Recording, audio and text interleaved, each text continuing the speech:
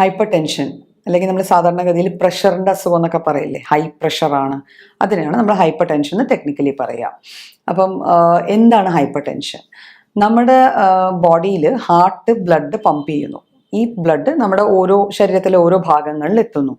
അപ്പം ഈ heart ബ്ലഡിനെ pump ചെയ്യുന്ന പ്രഷർ കൂടിയാൽ സ്വാഭാവികമായിട്ട് ഈ ബ്ലഡിനെ ക്യാരി ചെയ്യണ ആർട്ടറീസിൽ, നമ്മുടെ ശരീരത്തിലെ രക്തധമനികളിലുള്ള ബ്ലഡിന്റെ പ്രഷർ കൂടുന്നു. അപ്പം നമ്മൾ അളന്നു കഴിഞ്ഞാൽ നമുക്കറിയാൻ പറ്റും, നമ്മൾ ആർട്ടറീസിലെയാണ് പ്രഷർ നോക്കുന്നത്. പ്രഷർ നോക്കണം എപ്പോഴും കയ്യിൽ കെട്ടിവെച്ചിട്ടല്ലേ. അപ്പോൾ അതിലെ കൂടെ പാസ് ചെയ്യുന്ന ആർട്ടറീസിന്റെ വാൾസിൽ അല്ലെങ്കിൽ അതിന്റെ ഭിത്തികളിൽ എന്ത് പ്രഷറാണോ ബ്ലഡ് എക്സേർട്ട് ചെയ്യണം അതിനെയാണ് നമ്മൾ ബ്ലഡ് പ്രഷർ എന്ന് പറയുക. അപ്പൊ നമ്മൾ കാൽക്കുലേറ്റ് ചെയ്യണം അവിടെ എന്തിൻ്റെയാണ് ഡിഫക്റ്റ്. അതായത് നമ്മുടെ ഹൃദയം സാധാരണയെക്കാളും കവിഞ്ഞ് അത്രയധികം വർക്ക് ചെയ്തിട്ട് വേണം ഈ ബ്ലഡ് പമ്പ് ചെയ്യേണ്ടത്. അതാണ് ബ്ലഡ് പ്രഷറിൻ്റെ ഏറ്റവും വലിയ കോംപ്ലിക്കേഷനും. ഹാർട്ടിനാണ് ഏറ്റവും കൂടുതൽ സ്ട്രെയിൻ വരുന്നത്. അപ്പം എങ്ങനെയൊക്കെയാണ് നമ്മൾ ഹൈപ്പർ ടെൻഷനെ കാറ്റഗറൈസ് ചെയ്യുക? അപ്പം നമ്മൾ പ്രൈമറി ഹൈപ്പർ ടെൻഷൻ എന്നും പറഞ്ഞ് സാധാരണഗതിയിൽ പറഞ്ഞ പ്രൈമറി ഹൈപ്പർ ടെൻഷനും സെക്കൻഡറി ഹൈപ്പർ ടെൻഷനും. അപ്പോൾ പ്രൈമറി ഹൈപ്പർ ടെൻഷന് പിന്നെ ഒരു പേരുണ്ട്, എസെൻഷ്യൽ ഹൈപ്പർ ടെൻഷൻ. അപ്പോൾ ഈ പേര് കേൾക്കുമ്പോൾ പലരും വിചാരിക്കാറുണ്ട് ഇത് അത്യാവശ്യം വേണ്ട ഒരു ഹൈപ്പർ ടെൻഷനാണ്, ഇത് ബ്ലഡിൽ വേണ്ട ഒരു സംഭവമാണ്. ആക്ച്വലി അങ്ങനെയല്ല.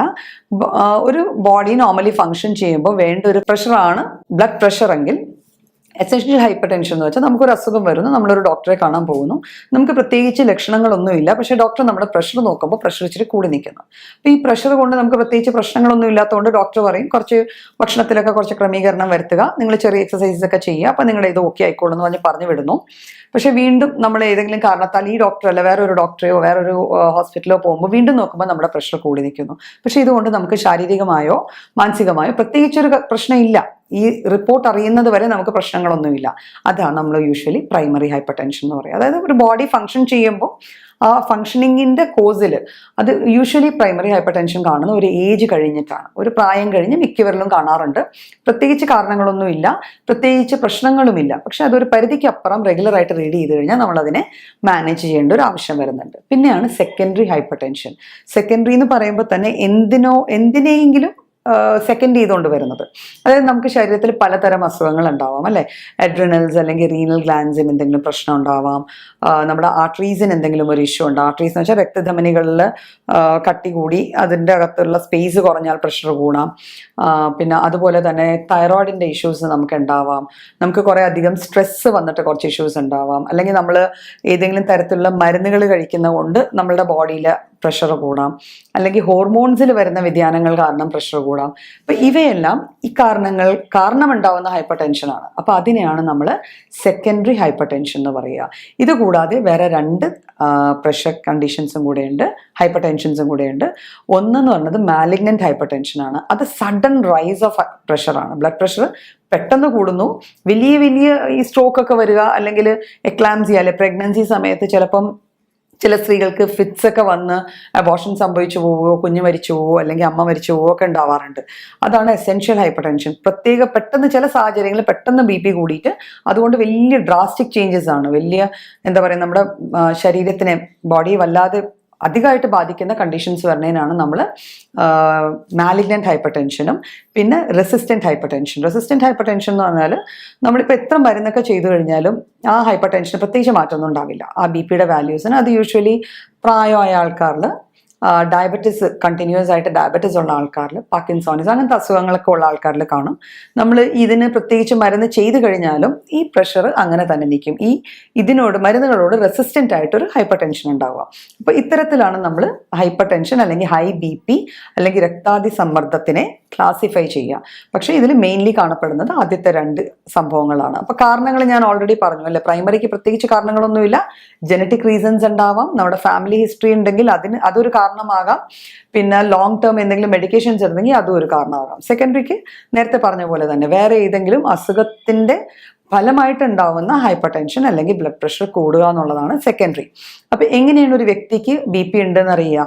നമ്മളിപ്പോൾ ചിലപ്പോൾ പറയാറുണ്ട് അല്ലേ, ബസ് സ്റ്റാൻഡിലൊക്കെ നിൽക്കുന്ന സമയത്ത് പെട്ടെന്ന് തല കറങ്ങി വീണ് ആശുപത്രി കൊണ്ടുപോയി കഴിഞ്ഞപ്പം BP ഉണ്ട്. ഓക്കെ, അപ്പോൾ ഇതുപോലെ തലവേദന ഉണ്ടാവാം. തലവേദനയാണ് ബ്ലഡ് പ്രഷറിൽ ഉണ്ടാവുന്ന മാറ്റങ്ങളുടെ ആദ്യ ലക്ഷണം. തലക്കറക്കം പിന്നീട് വരുന്ന ഒരു കാരണമാണ്. ആദ്യമായിട്ട് കാണപ്പെടുന്നത് തലയ്ക്കൊരു ഭാരം, അല്ലെങ്കിൽ ഒരു ലൈറ്റ് ഫീലിംഗ്, തലയ്ക്കൊരു എന്തോ ഒരു പ്രശ്നമുണ്ട് ഒരു വല്ലായ്മ എന്നാണ് സാധാരണ ആൾക്കാർ പറയുക, അതുണ്ടാവാം. തലക്കറക്കം ഉണ്ടാവാം. ഇങ്ങനെ എന്തെങ്കിലും കഴിക്കുമ്പോൾ ചിലപ്പോൾ ഒരു ഓക്കാനോ ഛർദിലോ ഒക്കെ ഫീൽ ചെയ്യാം. അമിതമായ ക്ഷീണം തോന്നാം. പല കാര്യങ്ങളും ചെയ്യാൻ പറ്റാണ്ട് വരാം. ചില വ്യക്തികളിൽ ഇത് ഉറക്കമില്ലായ്മയിലേക്ക് നയിക്കുക. അതേസമയം ചില ആൾക്കാരിൽ അമിതമായ ഉറക്കം വരിക, എപ്പോഴും കോട്ടുമായിട്ടിരിക്കുക, അല്ലെങ്കിൽ ഉറക്കം തൂങ്ങുക. പക്ഷെ കിടന്നു കഴിഞ്ഞാൽ ചിലപ്പോൾ ഉറക്കം വരണമെന്നില്ല. ഇത് കൂടാതെ വിശപ്പിലുണ്ടാവുന്ന മാറ്റങ്ങൾ, അങ്ങനെ ചെറിയ ചെറിയ സാധാരണ ഏത് അസുഖം വന്നാലും നമ്മുടെ കൂടെ ഉണ്ടാവുന്ന പോലത്തെ ലക്ഷണങ്ങൾ ഉണ്ടാവാം. പക്ഷെ ഹൈപ്പർ ടെൻഷൻ നമ്മൾ കൺട്രോൾ ചെയ്തില്ലെങ്കിൽ ഇതൊന്നെങ്കിൽ സ്ട്രോക്കിൽ അല്ലെങ്കിൽ CVA അല്ലെ കാർഡിയോ വാസ്കുലർ ആക്സിഡൻസിൽ ഒക്കെ എൻഡപ്പ് ചെയ്യും. സെറിബ്രോ വാസ്കുലർ ആക്സിഡൻസിൽ അല്ലെങ്കിൽ കാർഡിയാക് ഇഷ്യൂസിലേക്കൊക്കെ എൻഡപ്പ് ചെയ്യും. എന്ന് വെച്ചാൽ ഇത്രയും ഹൈ പ്രഷറിൽ നമ്മുടെ ബ്ലഡ് പമ്പ് ചെയ്തുകൊണ്ടിരിക്കുമ്പോൾ ഹാർട്ടിന് സ്ട്രെയിൻ കൂടുതൽ വന്നിട്ട് അവിടെ ഒരു കാർഡിയാക് ഇഷ്യൂ ഉണ്ടാവാൻ, അല്ലെങ്കിൽ ഹൃദയാഘാതം പോലത്തെ കണ്ടീഷൻസ് വന്ന് ചേരാൻ സാധ്യതയുണ്ട്. അപ്പോൾ നമുക്ക് എങ്ങനെ ഹൈപ്പർ ടെൻഷൻ പ്രിവെൻറ്റ് ചെയ്യാം, എങ്ങനെയാണ് പ്രിവെൻറ്റ് ചെയ്യുക? അപ്പോൾ നമ്മൾ പറഞ്ഞല്ലോ, നമ്മുടെ ഫാമിലി ഹിസ്റ്ററി ഉണ്ട്, അല്ലെങ്കിൽ നമുക്ക് ഈ പറഞ്ഞ സാഹചര്യങ്ങളുണ്ട്, ഇത്തരത്തിലുള്ള അസുഖങ്ങൾ വന്നിട്ടുണ്ട്, അല്ലെങ്കിൽ അതിൻ്റെ ഒരു ചെറിയ ലക്ഷണങ്ങൾ കാണിക്കുന്നുണ്ടെങ്കിൽ നമുക്ക് അത് അവോയ്ഡ് ചെയ്യാനായിട്ട് നമ്മുടെ ഭക്ഷണത്തിൽ നല്ല രീതിയിൽ ക്രമീകരണം വരുത്തണം. ബിക്കോസ് ഉപ്പുമായിട്ട് വളരെയേറെ ബന്ധപ്പെട്ടിരിക്കുന്നതാണ് ഹൈപ്പർ ടെൻഷൻ. നമുക്കറിയാം, സോഡിയം സോൾട്ട്, അത് പലരും പറയാറുണ്ട് ഇന്ദുപ്പ് കഴിച്ചാൽ BP കുറയും. ഇന്ദുപ്പും കൂടാൻ പാടില്ല, പക്ഷെ സോഡിയം സോൾട്ടിനേക്കാളും ബെറ്റർ പൊട്ടാഷ്യം സോൾട്ടായ ഇന്ദുപ്പായിരിക്കും. അപ്പോൾ സോഡിയത്തിൻ്റെ ഉണക്കമീൻ, പപ്പടം, അച്ചാറുകൾ, ഇത്തരത്തിലുള്ള ഭക്ഷണമൊക്കെ നമ്മൾ നല്ലപോലെ റെസ്ട്രിക്റ്റ് ചെയ്യേണ്ടതുണ്ട്. ഡാഷ് ഡയറ്റ് എന്ന് പറയുന്നത്, അതായത് ഡയറ്റ് ഫോർ എന്താ പറയുക, കൺട്രോളിങ് ഹൈപ്പർ ടെൻഷൻ അല്ലെങ്കിൽ ടു സ്റ്റോപ്പ് ഹൈപ്പർ ടെൻഷൻ എന്ന് പറഞ്ഞ ഒരു ഡയറ്റ് തന്നെയുണ്ട്. എണ്ണമയം തീരെ കുറഞ്ഞ ഫുഡ്, സാച്ചുറേറ്റഡ് ഫാറ്റ്സ് ഒന്നുമില്ല, സോൾട്ട്സ് ഒന്നുമില്ല, ജങ്ക് ഒന്നുമില്ല, പ്രോസസ്ഡ് അല്ലാത്ത ഫുഡ്, ഹൈ ഫൈബർ ഡയറ്റ്, ഇത്തരത്തിലുള്ള ഭക്ഷണമാണ് ഹൈപ്പർ ടെൻസീവ് ആയിട്ടുള്ള ഒരു പേഷ്യൻറ്റ് കഴിക്കേണ്ടത്. ഇത് കൂടാതെ മോഡറേറ്റ് എക്സസൈസസ്, ഒരിക്കലും ഹൈപ്പർ ടെൻഷനുള്ള ഒരാളെ എക്സസൈസ് ചെയ്യാൻ തുടങ്ങുമ്പോൾ തന്നെ വലിയ കാര്യങ്ങൾ ചെയ്യരുത്.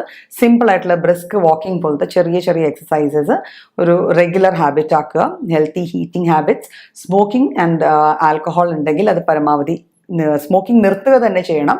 ആൽക്കഹോളിസം പരമാവധി കുറച്ച് ഇൻടേക്ക് തീരെ കുറയ്ക്കുക. ഇത്തരത്തിലുള്ള കാര്യങ്ങൾ ചെയ്ത് ഒരു നോർമൽ ലൈഫ് സ്റ്റൈൽ മെയിൻറ്റെയിൻ ചെയ്ത് പോവുകയാണ്. വെയിറ്റ് റെഡ്യൂസ് ചെയ്യാനുള്ള മാർഗങ്ങൾ നമ്മൾ കൈക്കൊള്ളുകയാണെങ്കിൽ നമുക്ക് ഹൈപ്പർ ടെൻഷൻ അസുഖമായിട്ട് നമ്മുടെ കൂടെ ഉണ്ടെങ്കിൽ പോലും ഒരു ഹെൽത്തി ലിവിങ് ലീഡ് ചെയ്യാം. ഇത് കൂടാതെ നമുക്ക് സെറ്റ് ഓഫ് മെഡിസിൻസ് ഉണ്ട്. ലൈഫ് ലോങ് ഹൈപ്പർ ടെൻഷന് മെഡിസിൻ കഴിക്കേണ്ടി വരുന്നത് ശരിക്കും അസുഖം കൊണ്ട് നടക്കുന്നത് പോലെ തന്നെയാണ്. ശരിക്കും നമ്മുടെ ഹോമിയോപ്പതിയിൽ നമുക്ക് for a short period medicines കഴിച്ചു കഴിഞ്ഞാൽ BP അല്ലെങ്കിൽ ബ്ലഡ് പ്രഷർ തിരിച്ച് ബാക്ക് ടു നോർമൽ വരുത്തി ഒരു നോർമൽ ലൈഫ് തന്നെ ലീഡ് ചെയ്യാം.